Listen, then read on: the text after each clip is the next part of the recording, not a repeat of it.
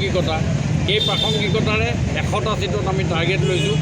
কংগ্ৰেছৰ যেনেকুৱা expert player নাহক, আজিৰ ডেটত অসমৰ পটভূমিত যি অচিনাকি মানুহৰ প্ৰসংগটোৱে আজি ঠাই পাইছে, সেই প্ৰসংগত কংগ্ৰেছৰ কোনো নেতাই আহি ৰিপেয়াৰ কৰিব পাৰিব বুলি আজিৰ ডেটত আপোনালোকে 26ৰ ইলেকশ্যনত কোনেও এই ৰিপেয়াৰ কৰিব নোৱাৰে। যেনেকুৱা এক্সপাৰ্ট প্লেয়াৰ আহিলেও এইটো কৰিব নোৱাৰে।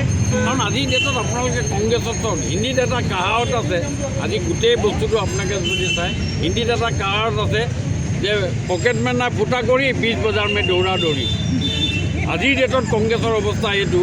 মই সেইকাৰণে ভাবোঁ যে এই ৰাহুল গান্ধী আহক, ছোনিয়া গান্ধী আহক, খাৰ্গে আহক, প্ৰিয়ংকা খাৰ্গে আহক, কোনোবা আহক, এইবিলাক লৈ আমাৰ কোনো প্ৰাসংগিকতা নাই।